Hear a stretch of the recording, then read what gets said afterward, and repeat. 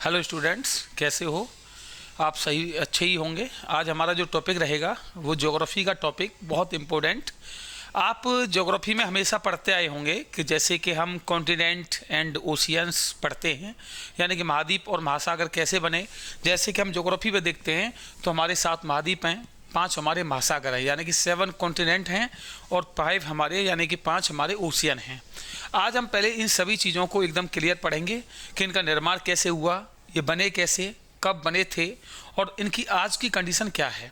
तो इन्हें हम अच्छे से एकदम क्लियर पढ़ेंगे और आप देखेंगे कि एक भी टॉपिक आपका छूटेगा नहीं और क्लियरली आपकी समझ में आएंगे। तो हम स्टार्ट करते हैं। एक सेकंड बस, लाइट थोड़ा डिस्टर्ब कर रही है। तो आज हम स्टार्ट करते हैं। सबसे पहले महाद्वीप और महासागरों का निर्माण कैसे हुआ था। चलिए आप मेरे साथ समझेंगे एकदम क्लियर। चलिए, तो सबसे पहले हम हेडिंग डालेंगे कि महाद्वीप और महासागर। देखिएगा ध्यान से एक एक चीज़ कि किस तरीके से हैं और कैसे बने हैं। आप नोट्स बनाते चलें सभी। तो हम लिखते हैं सबसे पहले महाद्वीप हेडिंग। तो पहले तो हम ये समझ लेते हैं कि महाद्वीप हमारे आज हैं कौन कौन से, क्योंकि कभी कभी क्या है, स्टूडेंट को यही दिक्कत रहता है कि कितने महाद्वीप हैं, क्या क्या नाम है सर उनके। तो सबसे पहले हम लिख देते हैं महाद्वीपों के नाम। जैसे आज देखेंगे आप, एक एशिया महाद्वीप है हमारा, इसके अलावा यूरोप है, यूरोप महाद्वीप। इसके अलावा तीसरे नंबर पर आप देखेंगे अफ्रीका। चौथे नंबर पर आप देखेंगे नॉर्थ अमेरिका यानी कि उत्तरी अमेरिका महाद्वीप। पांचवें नंबर पर साउथ अमेरिका, दक्षिणी अमेरिका। अगले नंबर पर आप देखेंगे अंटार्कटिका।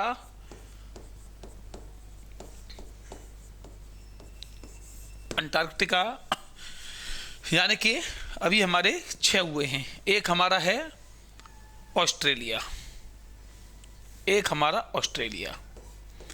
तो हमारी पृथ्वी पर आज जो कुल कॉन्टिनेंट हैं, कुल जो महाद्वीप हैं, वो हैं भाई 7। तो आप इस बात को यकीन मानिए कि ऐसा नहीं है जब पृथ्वी का निर्माण हुआ, जब पृथ्वी का ओरिजिन हुआ तो उसी दिन से 7 महाद्वीप थे। उस दिन महाद्वीप नहीं थे, उस दिन कोई कॉन्टिनेंट नहीं था। पूरी संपूर्ण पृथ्वी जो थी वो एक थी। आपको ये भी पता होगा कि अगर हम पूरी पृथ्वी को लें, संपूर्ण अर्थ को लें, तो उसके लगभग 71% भाग पर जो है जल है, यानी कि 71% भाग पर जल है और लगभग 29% भाग पर जो है क्या है, स्थल खंड है। स्थल खंड का मतलब आप कह सकते हैं कि मात्र 29% पे ही हमारे महाद्वीप हैं और बाकी के अन्य जो है बाकी का जो भी परसेंट भाग बचा है उस पर क्या है, जल है।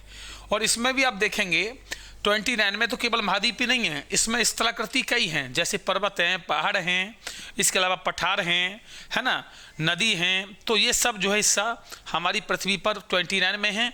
बाकी का आप देखेंगे कि लगभग 71% भाग पर जल है। और पृथ्वी का अगर गोलार्ध को भी हम ले लें तो साउथ वाला जो है, दक्षिणी वाला जो गोलार्ध है, वो पूरी तरीके से आप देखेंगे कि उसमें जल ही जल है। नॉर्थ वाले साइड में ही केवल ज़्यादा से ज़्यादा मनुष्य का निवास है। तो हम इसलिए उत्तरी गोलार्ध को हम जनसंख्या गोलार्ध कहते हैं और दक्षिणी गोलार्ध को हम क्या, जलीय गोलार्ध कहते हैं। तो हम एक एक करके समझेंगे। ये हमारे 7 महाद्वीपों के नाम हैं। इसके अलावा हम एक बार महासागरों के भी नाम लिख देते हैं। तो हमने हेडिंग डाली है महासागर। अगर हम महासागरों की बात करें तो ये हमारी पृथ्वी पर 5 महासागर हैं। हमारी पृथ्वी पर 5 महासागर हैं। प्रशांत महासागर, अटलांटिक महासागर,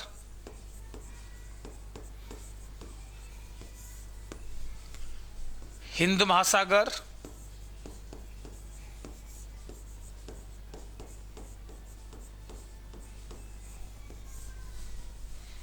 आर्कटिक महासागर और एक है स्टूडेंट्स अंटार्कटिक महासागर।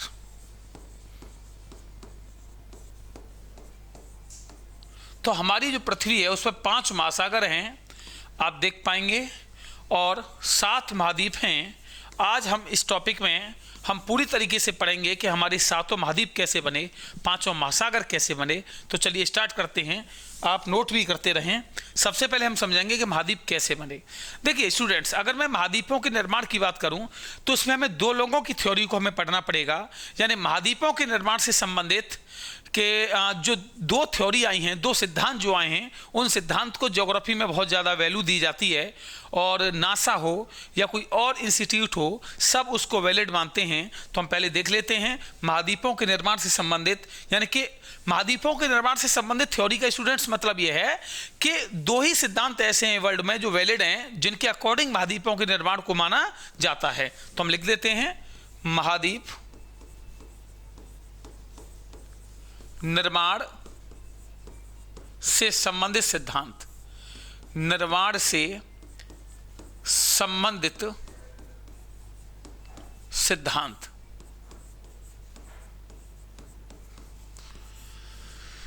अगर इन सिद्धांतों की बात करूं तो ये दो लोगों के सिद्धांत सबसे ज्यादा मान्य हैं, और दो लोगों के सिद्धांत की अगर मैं बात करूं तो पहला माना जाता है अल्फ्रेड वेगनर, अल्फ्रेड वेगनर, और दूसरा सिद्धांत स्टूडेंट्स माना जाता है हैरी हेस, हैरी हेस। स्टूडेंट्स अगर मैं आपसे आगे बात करूं तो ये भी आप याद रखेंगे, जो अल्फ्रेड वेगनर हैं ये मौसम वैज्ञानिक थे,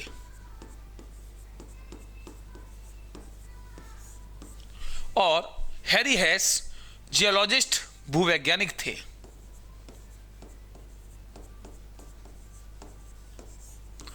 भूवैज्ञानिक का मतलब है कि जो अर्थ के इंटरनल भाग में जो हमें नॉलेज देते हैं उन्हें हम जियोलॉजिस्ट कहते हैं। अगर मैं बात करूं स्टूडेंट्स अल्फ्रेड वेगनर के बारे में, तो इन्होंने जो सिद्धांत दिया वो 1912 में दिया, और इनका जो सिद्धांत है वो कहलाता है महाद्वीप विस्थापन का सिद्धांत। इनके सिद्धांत का जो नाम है वो महाद्वीप विस्थापन का सिद्धांत। और हैरी हेस का जो सिद्धांत है उसे कहते हैं प्लेट विवर्तन की, इंग्लिश में प्लेट टेक्टोनिक थ्योरी, प्लेट विवर्तन की सिद्धांत। तो एग्जाम में आपसे यह भी पूछा जा सकता है, स्टूडेंट्स याद रखिएगा, कि महाद्वीपों के निर्माण से संबंधित जो दो सिद्धांत आए हैं जिन्हें सबसे ज्यादा माना जाता है, वो दो सिद्धांत कौन कौन से हैं। तो पहले आपको याद रखना है, एक तो है अल्फ्रेड वेगनर साहब का, जो कि एक मौसम वैज्ञानिक थे, जर्मनी के रहने वाले थे, ये जर्मन वैज्ञानिक थे, जर्मन। एक तो इनका सिद्धांत है जिनका महाद्वीप विस्थापन का सिद्धांत नाम है। इन्होंने बताया था कि महाद्वीपों का निर्माण कैसे हुआ। इन्होंने कहा कि जो पृथ्वी के नीचे प्लेटें हैं जो वो एक दूसरे से दूर हटी और कहीं ना कहीं जो है स्थान एक से अधिक बने, मैं बताऊंगा आगे आपको। तो इनका जो सिद्धांत है वो महाद्वीप विस्थापन का सिद्धांत कहलाता है, जो 1912 में दिया। और उधर एक दूसरे हैं हमारे हैरी हेस, जो कि बेसिकली यूएसए के जियोलॉजिस्ट थे, और इन्होंने सिद्धांत जो दिया था वो डेट में आपको बता दूं स्टूडेंट्स 1962 यानी कि 1962 में इनका जो सिद्धांत आया वो 1962 में आया। और रियल में तो ये हुआ कि हैरी हेस का जो प्लेट टेक्टोनिक थ्योरी था, इसका सही से एक्सप्लेनेशन जो हुआ था वो 1967 में हुआ था, और जिसे करने वाले थे मॉर्गन, जिसे करने वाले जो भूवैज्ञानिक थे मॉर्गन साहब थे, जो कि मॉर्गन भी कौन थे, जियोलॉजिस्ट थे, भूवैज्ञानिक। मैं कहना क्या चाह रहा हूं उससे समझें आप। जो हैरी हेस ने जो सिद्धांत दिया 1962 में, उसको वो सही से व्याख्यावान नहीं कर पाए, उसे वो सही से एक्सप्लेन नहीं कर पाए। हैरी हेस के प्लेट टेक्टोनिक थ्योरी को सही से एक्सप्लेन जो किया गया वो 1967 में किया गया, और वो करने वाले जो जियोलॉजिस्ट थे उनका नाम है मॉर्गन। तो कभी भी आपसे एग्जाम में पूछ ले कि प्लेट टेक्टोनिक थ्योरी या प्लेट विवर्तनिकी सिद्धांत को सही रूप में जो है व्याख्यावान या स्पष्ट करने में किसका सहयोग रहा, तो वो रहा था किसका, मॉर्गन साहब का। और देने वाला व्यक्ति कौन था? हैरी हेस। तो ये दो सिद्धांत जो हैं वो महाद्वीपों के निर्माण से संबंधित सबसे बेस्ट माने जाते हैं, सबसे लीगल माने जाते हैं और सबसे वैलिड माने जाते हैं आज की डेट में। चाहे वो यूपीएससी का एग्जाम हो, चाहे वो एसएससी का एग्जाम हो, या वो पीसीएस का एग्जाम हो, हर एग्जाम में ये सिद्धांत पूछे जाते हैं। आप इसको नोट भी करेंगे, नोट्स बनाते चलें, और मैं आइए एक एक करके सब बात करता हूं दोनों सिद्धांतों के बारे में। तो सबसे मैंने लूंगा मैं अल्फ्रेड वेगनर का जो सिद्धांत है वो क्या कहता है, किस तरीके से कहता है, और इन दोनों, या फिर हम इन दोनों के सिद्धांतों को सही से समझेंगे कैसे महाद्वीपों का निर्माण हुआ है। आइए स्टूडेंट्स, अगर मैं महाद्वीपों के निर्माण में बात करूं तो आप तो ये अच्छे से जानते हो कि 7 हमारे जो कॉन्टिनेंट हैं, 7 कॉन्टिनेंट्स या 5 ओशियंस, वो सब अर्थपट्ट के हैं भाई, सब पृथ्वी पर हैं, कहीं ना कहीं पृथ्वी का हिस्सा हैं। तो इसका मतलब उनका निर्माण पृथ्वी पर ही हुआ है ना। तो वो हुआ कैसे है, देखिएगा आप ध्यान से। जब सबसे पहले अर्थ बनी, देखिए आप थोड़ा सा याद करो, मैं उस टाइम को याद कराना चाहूंगा जब ब्रह्मांड की उत्पत्ति हुई। जब ब्रह्मांड की उत्पत्ति हुई, ओरिजिन ऑफ कॉस्मोस, जब ब्रह्मांड बना, तो ब्रह्मांड के बनने के बाद सभी प्लेनेट बने, सभी ग्रह बने, सभी तारे बने, सभी नेचुरल सैटेलाइट यानी कि प्राकृतिक उपग्रह बने। यानी कहीं ना कहीं सारी चीजें जो हैं वो ब्रह्मांड की उत्पत्ति के बाद बनी हैं। और पृथ्वी भी चूंकि एक प्लेनेट है, एक ग्रह है, तो पृथ्वी का निर्माण भी ब्रह्मांड की उत्पत्ति के बाद ही हुआ है। आगे मैं बता दूं आपको, यानी कि पृथ्वी हो या बुध हो या शुक्र हो या मंगल हो, बृहस्पति, शनि, अरुण, वरुण, कोई भी प्लेनेट हो, ये सब के सब ब्रह्मांड की उत्पत्ति के बाद ही बने हैं। अगर हम अर्थ को देखें स्टूडेंट्स, तो पूरी पृथ्वी जो है वह सबसे पहले, याद रखना, एक गोला थी, एक गोले के आकार में थी, और इस अर्थ पर कोई भी किसी भी प्रकार का कॉन्टिनेंट था ही नहीं।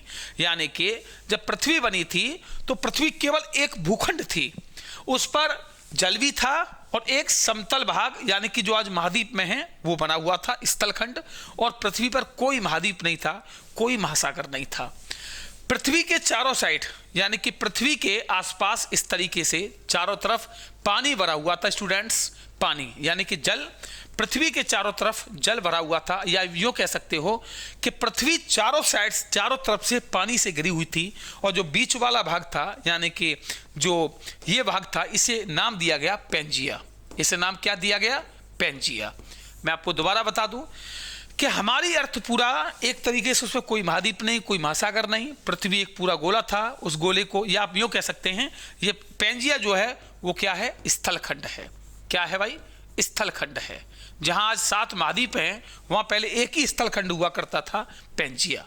आप यूं कह सकते हो 7 महाद्वीपों का जो सम्मिलित रूप है, जो ज्वाइंट एक तरीके से जो क्षेत्र है, वो पहले पेंजिया कहलाता था। और ये चारों तरफ से जो पानी से घिरा हुआ भाग है, इसका नाम था पैंथालासा। क्या नाम था भाई? पैंथालासा। और पैंथालासा को आप कह सकते हो जलीय भाग। जो पृथ्वी पर जलीय भाग है आज, जो लगभग 71% भाग पर है, वो पहले जो कहलाया, वो क्या कहलाया? पैंथालासा। ठीक है, आपकी समझ में यहाँ तक आ गया होगा।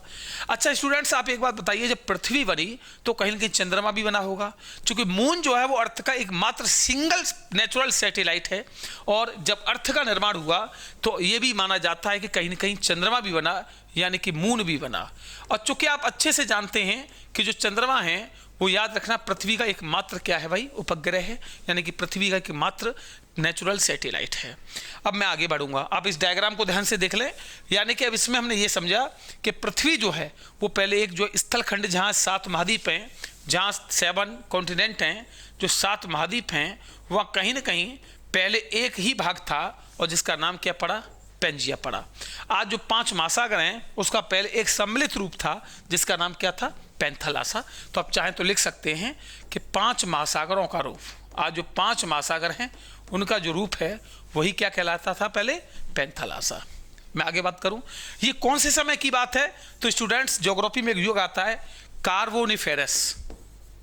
कार्बोनिफेरस इस टाइम की बात है। ये ज्योग्राफी में एक टाइम पीरियड माना जाता है, एक टाइम माना जाता है।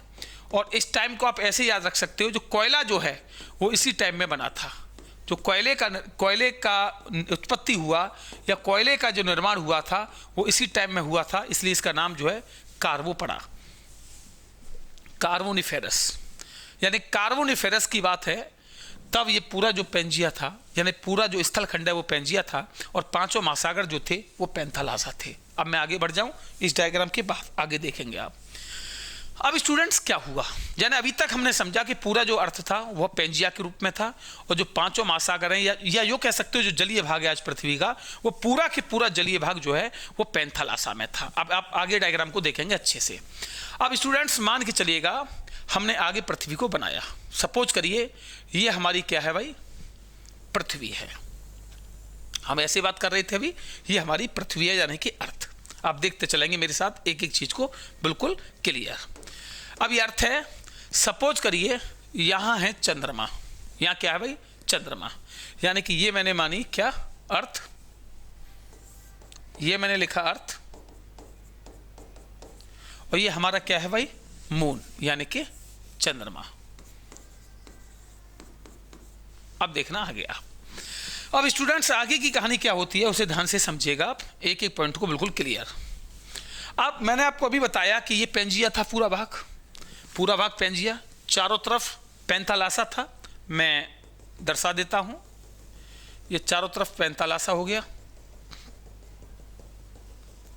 ये पैंथालासा। अब साइंस ये कहती है ये चंद्रमा जो था, इस चंद्रमा ने, मेरे साथ बोर्ड पर देखते चलेंगे साफ साफ एकदम क्लियर चीजों को, ये चंद्रमा जो था, इस चंद्रमा ने अपना अट्रैक्शन फोर्स अर्थ पर लगाया।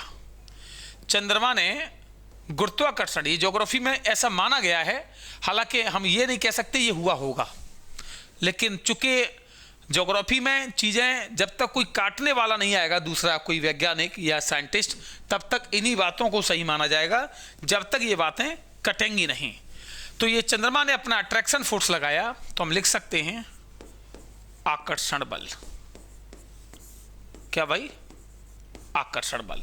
और ये आकर्षण बल कौन लगा रहा है, ये आकर्षण बल लगा रहा है, यहां देखिए आकर्षण बल, ये थोड़ा सा आपको दिख नहीं रहा होगा, कलर दूसरा हो गया इसलिए। ये चंद्रमा ने अपना आकर्षण बल लगाया, अट्रैक्शन फोर्स, अर्थ पर। किस पर लगाया है, ये अर्थ पर। ये जो अट्रैक्शन फोर्स लगाया है मून ने, ये अर्थ पर लगाया है, नॉर्थ साइड में। अब ऐसा माना गया स्टूडेंट्स कि जैसे ही चंद्रमा ने अपना अट्रैक्शन फोर्स लगाया, तो पृथ्वी ने उसके अपोजिट अपना ग्रेविटी लगाया, गुरुत्वाकर्षण। जैसे आपको कोई इधर खींच रहा है तो आप अपने आप को इधर खींचोगे, ये साइंटिफिक रीजन है। अब क्या होता है, चूंकि चंद्रमा अर्थ के नजदीक, सबसे नजदीक कोई पिंड है। अगर पूरे हम अंतरिक्ष को देखें, पूरे गैलेक्सी को, मंदाकिनी को देखें, तो उसमें सबसे नजदीक कोई पिंड है तो हमारे नजदीक चंद्रमा है, राइट। तो इसलिए चंद्रमा का अट्रैक्शन फोर्स अर्थ पर ज्यादा काम करता है। तो ऐसा माना गया कि जैसे ही चंद्रमा ने अपना अट्रैक्शन फोर्स लगाया, तो पृथ्वी का, याद रखिएगा, ये जो एक साइड नॉर्थ वाली है वो साइड ऊपर की ओर हो गई, वो जो नॉर्थ वाली साइड है वो पृथ्वी की ऊपर की ओर खिंच गई, नॉर्थ की साइड। यानी कि ये कुछ डायग्राम इस तरीके का हो गया, आप देख पा रहे होंगे क्लियर। यानी कि पृथ्वी का जो नॉर्थ वाला साइड है वो ऊपर की ओर खिंच गया, और जो साउथ वाला भाग है वो नीचे रह गया। तो अब यानी कि कहीं ना कहीं जो हमने पेंजिया समझा था, वो पेंजिया के 2 टुकड़े हो गए। यानी पहले पूरा पेंजिया था, अब आप देख पा रहे हो पेंजिया एक जो है ऊपर की ओर चला गया और आधा नीचे। तो जैसे पेंजिया इस चंद्रमा के, ये जो हमारा मून है, इसके अट्रैक्शन फोर्स के कारण 2 भागों में बटा, तो ये ऊपर वाला जो भाग था इसका नाम पड़ गया क्या भाई, अंगारा लैंड। अंगारा लैंड, इसका नाम पड़ गया अंगारा लैंड। और इसी को कहा जाता है लॉरेशिया। इसी को स्टूडेंट्स क्या कहते हैं, लॉरेशिया भी कहते हैं, लॉरेशिया। यानी कि ये एक तो ऊपर रह गया, और नीचे वाला जो भाग था इसका बन गया नाम गोंडवाना, गोंडवाना लैंड। इसका नाम गोंडवाना लैंड पड़ा। यानी कि पेंजिया कितने भागों में बट गया, 2 भागों में। अब स्टूडेंट्स जो बीच वाला भाग है, ये वाला भाग, यहां क्या होता है कि जल का भराव हो गया। यानी कि जो आसपास पृथ्वी के पानी था वो पानी यहां कर भी जम गया। जैसे ये पूरा साइड में तो पानी है ही ऑलरेडी, ये पूरा जलीय भाग है पृथ्वी का, ये पूरा जलीय भाग था। तो ये पानी कहीं ना कहीं ऐसा माना गया कि यहां भी एक छोटा मोटा सागर बन गया, और इस सागर का नाम जो पड़ा उसको दे दिया नाम टैथिस, टैथिस सागर। क्या नाम पड़ा भाई, टैथिस सागर। आसपास वाला जो है वो तो पैंथालासा ऑलरेडी है, उसमें कोई हेरफेर नहीं है, उसका नाम पैंथालासा ही रहेगा। और एक छोटा और पड़ गया जिसका नाम क्या पड़ा, टेथिस, और आसपास वाला जो बड़ा क्षेत्र था जल का उसका नाम क्या रहा, पैंथालासा। तो कहीं ना कहीं आप देखेंगे कि पैंजिया जो दो टुकड़ों में बटा है, जो जब अर्थ बनी थी तो पूरी पृथ्वी का या अर्थ का जो स्थलखंड था उसका नाम पैंजिया था, और मून के अट्रैक्शन फोर्स के कारण, पृथ्वी के ग्रेविटी फोर्स के कारण जो है कहीं ना कहीं जो पैंजिया वो दो भागों में विभाजित हुआ, और बीच में एक तो ऊपर वाला लॉरेशिया या जिसको अंगारा लैंड कहते हैं, और एक साउथ वाला भाग था जिसका नाम था गोंडवाना लैंड।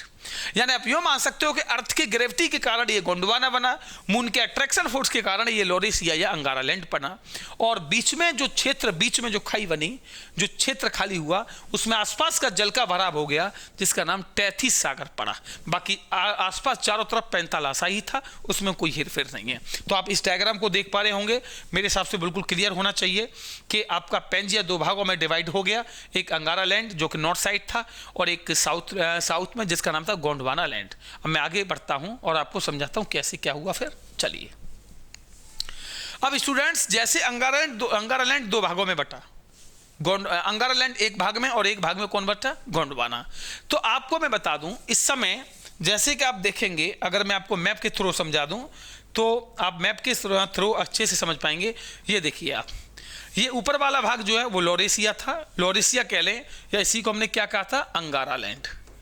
इसी को स्टूडेंट्स मैंने क्या कहा था, अंगारा लैंड कहा था, आपको याद हो तो। और इसका नाम गोंडवाना ही है, यानी कि गोंडवाना लैंड है। और ये यानी कि पूरा पैंजिया जो है वो कहीं ना कहीं आप देखेंगे ये दो भागों में बट गया है। बीच में आपको दिख रहा होगा ये टेथिस सी, यानी कि टेथिस सागर लिखा हुआ है, और इसके चारों तरफ कहीं ना कहीं वो पैंथालासा ऑलरेडी था। तो ये हमारा क्या है डायग्राम, ये अंगारा लैंड और गोंडवाना का है।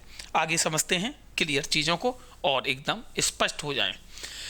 अब आप देखेंगे आज जो वर्तमान में कंडीशन है, जो हमारे सात महाद्वीप में आप देखेंगे, ये हमारा नॉर्थ अमेरिका कॉन्टिनेंट है, ये हमारा साउथ अमेरिका कॉन्टिनेंट है, ये आप देखेंगे बीच में हमारा अफ्रीका है, इसके अलावा यूरोप है, इसके अलावा एशिया है, ऑस्ट्रेलिया है, ये अंटार्कटिका है, ये आपको दिख रहा होगा। इन सबका निर्माण कैसे हो गया यार, यानी कि आप इसके अलावा ये महासागर देखेंगे, ये सब ऐसे कैसे बने। तो मैंने अभी आपको बताया था, एक डायग्राम दिखाया था कि यानी कि पैंजिया दो भागों में बटा, अंगारा लैंड और गोंडवाना। अब देखिएगा आप, अब हम समझते हैं अंगारा लैंड में क्या क्या हुआ। स्टूडेंट्स जो अंगारा लैंड है, जो अंगारा लैंड है, या स्टूडेंट्स उसी को हम क्या कह देते हैं, लॉरेशिया। उसी अंगारा लैंड में आप इसको डायग्राम को ऐसे बना लें, आपने लिखा अंगारा लैंड,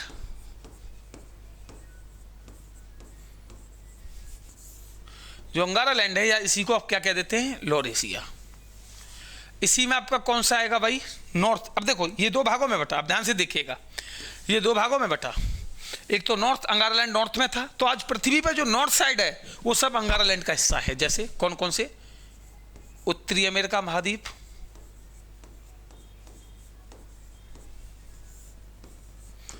उत्तरी अमेरिका महाद्वीप किसका हिस्सा है बताइए, इसी का है, अंगारा लैंड का।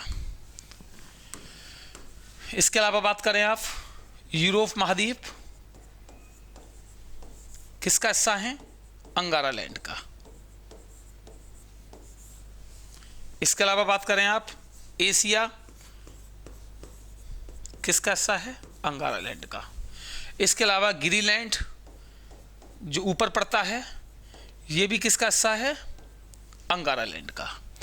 यानी कि जो अर्थ पर आज नॉर्थ साइड में एरिया हैं, देखिए उत्तरी अमेरिका महाद्वीप बिल्कुल ऊपर पड़ेगा, यानी कि यूरोप ऊपर पड़ेगा, ग्रीनलैंड ऊपर पड़ेगा, और एशिया भी जो है वो भी कहाँ पड़ेगा, नॉर्थ में ही है, यानी कि सब उत्तरी गोलार्ध में है। तो ये सब के सब किसका हिस्सा हैं, अंगारा लैंड का हिस्सा है। अगर हम बात करें गोंडवाना की तो देखते हैं, उसको भी हमने लिखा गोंडवाना।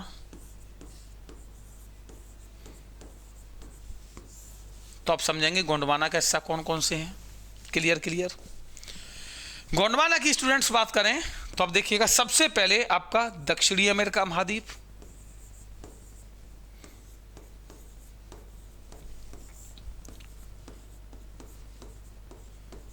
दक्षिणी अमेरिका महाद्वीप, इसके अलावा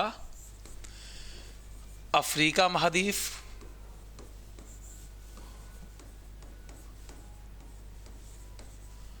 इसके अलावा ऑस्ट्रेलिया महाद्वीप,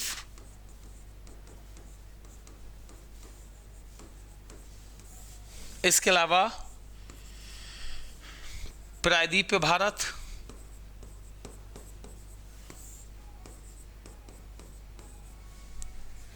इसके अलावा अंटार्कटिका महाद्वीप,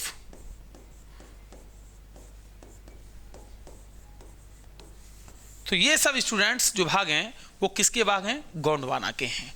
यानी कि ये गोंडवाना के हैं। और वो उत्तर में कौन कौन से थे अंगारालैंड के? एक उत्तरी अमेरिका, एक आपका एशिया, एक यूरोप और एक ग्रीनलैंड। बाकी का यानी कि अंटार्कटिका, ऑस्ट्रेलिया, अफ्रीका और दक्षिणी अमेरिका, और एक ये इंडिया यानी कि भारत, दक्षिणी भारत या प्रायद्वीप भारत, ये भी किसका हिस्सा है? दक्षिणी भारत भी कह सकते हैं, साउथ इंडिया, दक्षिणी भारत, ये भी गोंडवाना का हिस्सा है। मैं आपको समझाऊंगा आगे।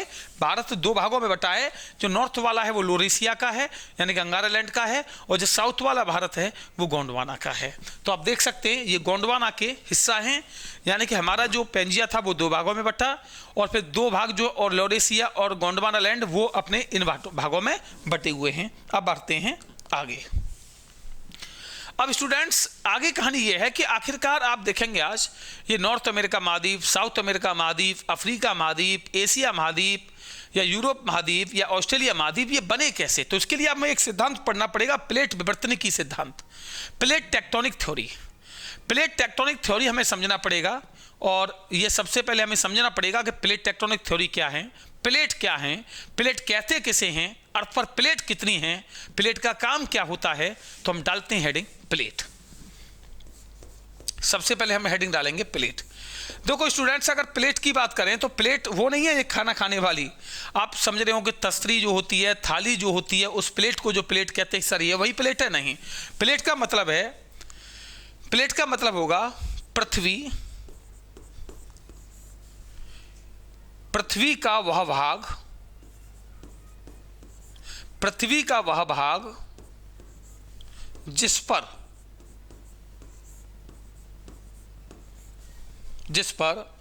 क्रस्ट टिकी हुई है, टिकी हुई है। मैं आपको समझा दूं कैसे, मैं क्या कहना चाह रहा हूं।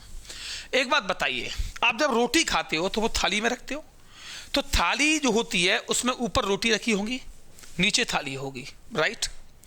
तो हम जो पृथ्वी पर ऊपर रहते हैं, अब ये बताओ ऊपर अगर हम देखें तो ऊपर तो पृथ्वी है नहीं, ऊपर तो पूरा वायुमंडल है, पूरा एटमॉस्फेयर है। तो इसका मतलब ये हुआ कि कहीं ना कहीं पृथ्वी नीचे से हमें, मतलब अगर मान लो कोई, अगर हम खड़े हुए तो पृथ्वी पर खड़े हैं, तो पृथ्वी पे तो किसी पे खड़ी होगी भाई। हम पृथ्वी पर खड़े हैं, हम पृथ्वी पर खड़े हैं तो पृथ्वी भी तो किसी पे खड़ी होगी। तो पृथ्वी जिस पर खड़ी है उसी को प्लेट कहते हैं, सिंपल लैंग्वेज में। आप ये बताइए, आप मोटरसाइकिल खड़ी करते हो पृथ्वी पर, तो पृथ्वी भी तो किसी चीज पर खड़ी होगी। तो पृथ्वी जिस पर टिकी हुई है, क्रस्ट का मतलब है भूपरपट्टी जिस पर हम खड़े हैं, ये वही भाग है जिस पर हम खड़े हैं, इसको बोलते हैं भूपरपट्टी। तो जिस पर हम खड़े हुए हैं वो भूपरपट्टी है, यानी कि अर्थ है। अब ये बताइए, अर्थ भी तो किसी पर टिकी हुई होगी, तो अर्थ जिस पर टिकी हुई है उसी को कहते हैं प्लेट, सिंपल लैंग्वेज में। अब मैं आपको डायग्राम बना के दिखाऊंगा कैसे कैसे प्लेट होती है, आइए समझते हैं।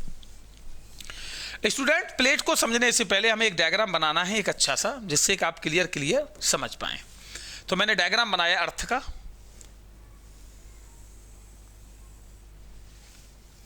पृथ्वी का मैंने डायग्राम बनाया, आप मेरे साथ देखते चलेंगे जिससे कि मैं आपको अर्थ समझा पाऊं।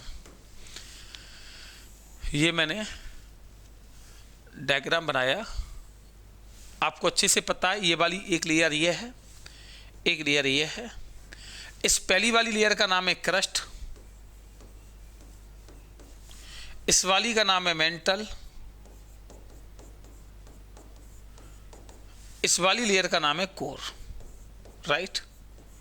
मैंने आपको बताया था कि पृथ्वी का केंद्र 6371 किलोमीटर पर है, राइट?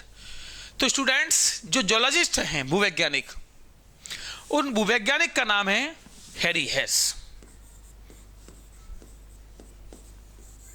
हैरी हेस, और एक भूवैज्ञानिक है मॉर्गन, मॉर्गन। इन दोनों ने मिलकर प्लेट के बारे में बताया। लेकिन प्लेट शब्द का सबसे पहले प्रयोग इन्होंने किया था,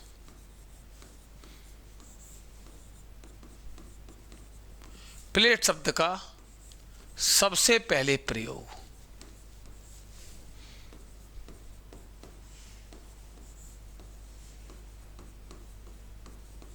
मॉर्गन ने किया। सुनेंगे ध्यान से। अब इन्होंने क्या बताया, सपोज करिए हम यहां खड़े हैं, भाई हम यहीं खड़े हैं, इतना तो आपको मालूम होगा, तो हम इस पॉइंट पे खड़े हैं। तो इनके मुताबिक ये है कि यदि हम इसको 0 किलोमीटर मान लें, क्योंकि इसके ऊपर पृथ्वी नहीं है, इसके ऊपर वायुमंडल है, पृथ्वी तो नीचे हुई ना, तो अगर हम 0 किलोमीटर मान लें तो यहां से लेकर यानी कि 0 से लेकर लगभग 100 किलोमीटर, यानी कि 0 से, बल्कि आप ये मान के चलो 0 से भी नहीं, 5 किलोमीटर से लेकर, हम 0 को हटा देते हैं, 5 किलोमीटर से लेकर, यानी कि पृथ्वी के नीचे हम जाएं तो 5 किलोमीटर से लेकर, कितने से भाई, 5 किलोमीटर से लेकर लगभग यहां तक, ये चारों साइड में इस तरीके से, इसे प्लेट कहते हैं। यानी प्लेट की मोटाई जो है, प्लेट की जो मोटाई है वो लगभग आप यो मान के चलिए 5 से 200 किलोमीटर तक, 100 से भी ज्यादा हो जाती है, कहीं कहीं देखी जाती है। अगर एग्जाम में आपसे पूछे तो आप 200 लगा देंगे, 200 सही माना जाता है। यानी 5 से लेके 200 किलोमीटर तक की जो मोटाई पृथ्वी के अंदर है, यानी 5 किलोमीटर से यहां से 5 चलें और 200 तक, यानी इतना जो विस्तार है, आप देख पा रहे होंगे डायग्राम में। मैं आपको अच्छे से डायग्राम क्लियर और कर दे रहा हूं जिससे कि चीजें बिल्कुल स्पष्ट रहें। यानी ये आप देख रहे होंगे, ये जो मैंने बनाया है, ये 5 से और 200 किलोमीटर की जो मोटाई वाला ये जो बनाई है मैंने एक डायग्राम टाइप का, ये प्लेट है, ये प्लेट है। और रियल में जितने भी महाद्वीप हैं, भाई एक बात बताओ, अगर महाद्वीप को हम लेंगे तो मान लो यूरोप यहाँ है, एशिया यहाँ है, अफ्रीका यहाँ है, अंटार्कटिका यहाँ है, तो 7 महाद्वीप, 5 महासागर कहीं कहीं पृथ्वी के ऊपर ही है, नीचे तो है नहीं। तो ये सब किस पर टिके हैं, ये प्लेट पर टिके हैं। ये प्लेट है, यानी ये प्लेट मेंटल पर खड़ी है और हम जो क्रस्ट पे हैं। तो एग्जाम में कभी ये भी पूछ ले कि प्लेट जो है वो किस पर खड़ी है, तो आप बता देंगे किस पर भाई, मेंटल पर खड़ी हुई है। किस पर, मेंटल पर। प्लेट किस पर खड़ी हुई है, मेंटल पर। और मेंटल की अगर हम बात करें तो आपको अच्छे से पता हो, इस वाले भाग को हम कहते हैं सीमा। रासायनिक दृष्टि से इसका नाम क्या था, सीमा। सीमा का मतलब, एसआई का मतलब है सिलिकॉन, एसआई का मतलब मैंने बताया था आपको सिलिकॉन, और एमए का मतलब बताया था मैंने मैग्नीशियम, मैग्नीशियम। तो सीमा पर, यानी सीमा का मतलब हो गया कि जो मेंटल है उस पर हम खड़े हैं और ये हमारी प्लेट है।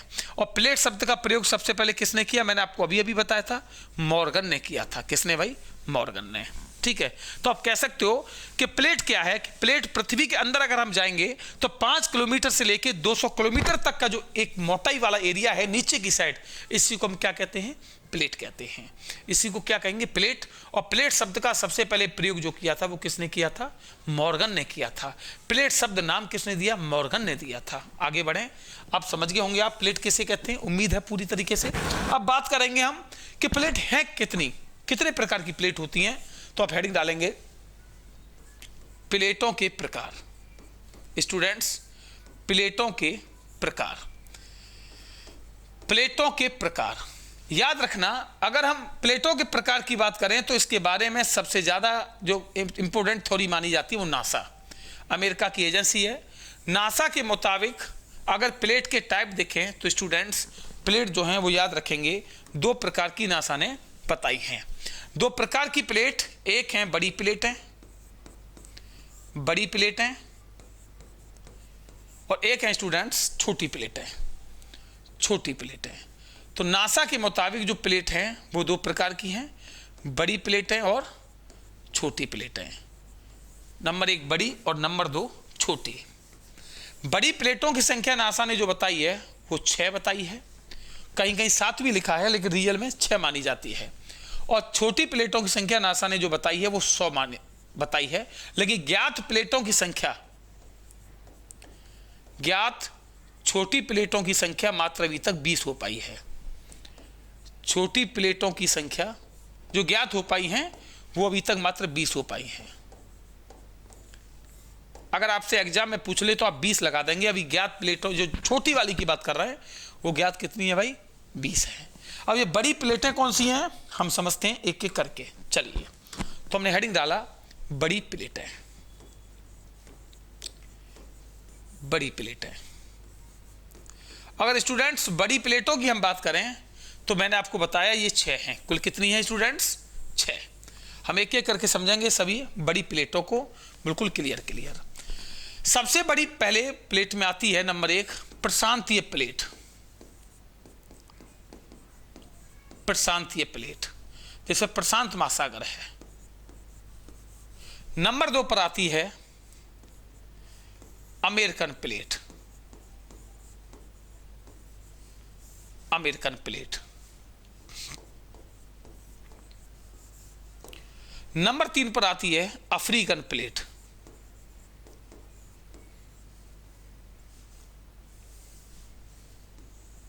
African plate.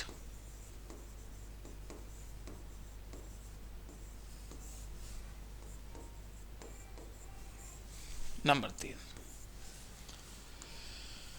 नंबर 4 पर जो आती है ये आती है इंडो ऑस्ट्रेलियन प्लेट।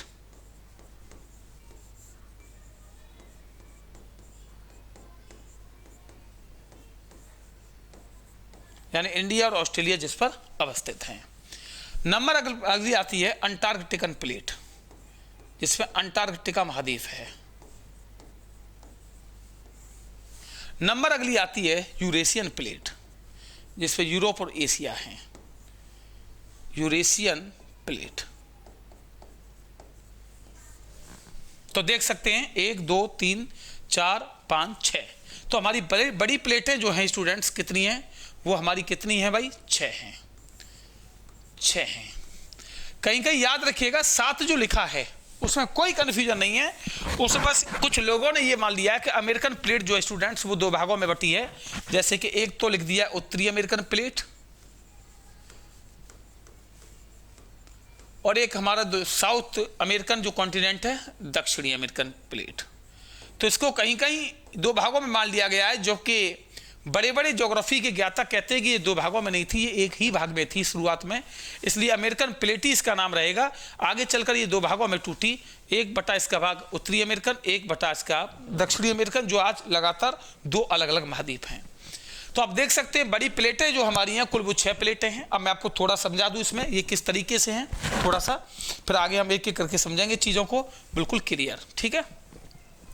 प्रशांतीय प्लेट जिसमें प्रशांत महासागर अवस्थित है, उस वाली प्लेट को हम प्रशांतीय प्लेट कहते हैं। जिस पर आज जो है वह कौन सा पैसिफिक ओशियन है, उसी को प्रशांत महासागरीय प्लेट कहते हैं। अमेरिकन प्लेट आज वर्तमान में इसमें एक उत्तरी अमेरिका महाद्वीप है और एक कौन सा है भाई, दक्षिणी अमेरिका महाद्वीप अवस्थित है, और इसे हम कहते हैं कौन सी, अमेरिकन प्लेट।